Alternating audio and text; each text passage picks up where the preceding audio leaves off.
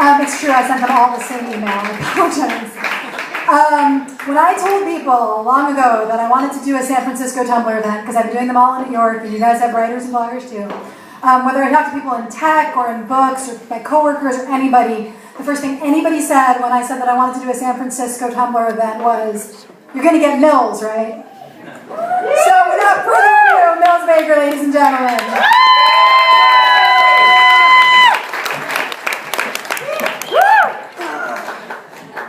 Why people said that to you. That was a mistake.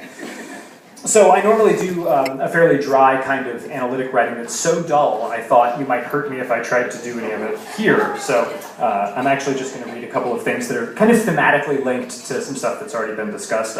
One of these stories actually tells, I don't know that she's heard this before, of the only time I've ever cheated on my girlfriend. So, tough way to find out, I'm sorry. This is called 5'9" from Palestine. This morning, I was stopped by an older schizophrenic woman who was trying on wigs she'd found on the sidewalk near my house. Her eyes had a felicitous spark. She posed as I approached, smiling at me, her layered, filthy clothes making an indistinct shape of her form. Unprompted, she asked me for my dog's names. When I introduced Bayou, she exclaimed that she too was from the Bayou. I added that I was from New Orleans, and she said that she was also from New Orleans. When I introduced 5, she complained that her favorite number was 9, and I felt guilty.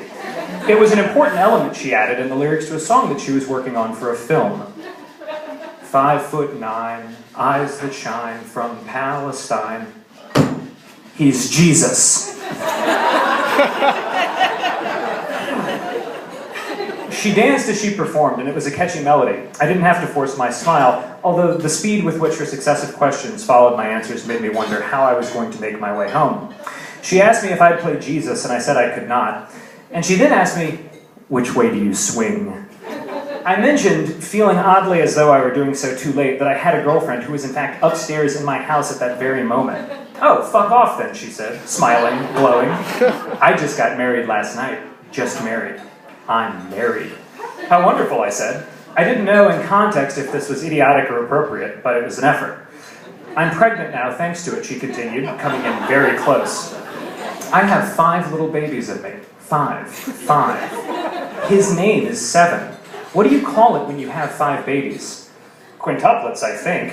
Then, since I assumed she'd be dealing with the babies for many months, I added, "Some people just call them quints." Quints! How old do you think I am? I won't tease you. I'm 50. She looked much younger, and I told her so. "Why, thank you," she exclaimed, and she darted in to kiss me on the cheek, quickly saying, "Goodbye, I'll be seeing you. Goodbye, Bayou. Goodbye, 5.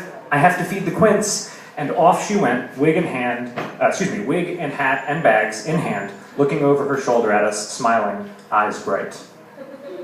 Woo! Yeah. And I think that was about a minute, so I'm going to do one more.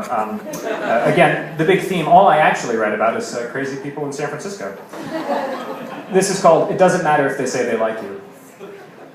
What is predatory about writing is observing, crouched to pounce the lives of others and waiting for the flash of weakness or sorrow, sentiment like sinew that exposes what moves and pulls, tragedy like torn flesh sure to seduce, salivate at scintillating sorrows. Now this old black pair, her hair happenstance hanging like moss from a dead tree, an unwilled mess that yet lives, his cigarette aged with him, crinkled paper filter of some old forgotten brand, his skin the crinkled paper of an old forgotten man. She says, drunk in the morning, her voice high and plaintive, that sickly sweetness a woman feigns to sound like a girl when it gives advantage. "Oh, they said it was all right. They like me at that hotel." The man is worn out with her and with everything, all life's promises and assurances having come to nothing, to impoverished old age and vagrancy, when he's richer in experience than nearly all who live, the young pink fools in their homes and on their phones. It angers him that she still thinks that things work out, and it is even more ludicrous and intolerable to him that she, decrepit and skeletal, in the words reserved for the suffering, shuffling and ambling, imagines that her revolting pantomime of coquettish charms will affect anyone's heart but his. If you don't pay money you owe, it don't matter one goddamn bit if they say they like you. They like money. Shit! As they walk away, I scan their clothes for more to tell you. I lick my chops. Her ashy feet collapse atop her heels in filthy slippers, and his trousers billow about spindly legs. muscle atrophied and then lost to time like everything else. I can't hear them anymore, but I never really listened anyway. I just watched for my chance to gorge on their pitiful, exemplary universal condition, their unloving loving and their living dying. And now I'm full. Thanks.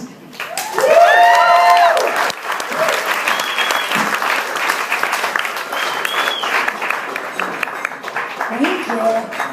Everything I was planning.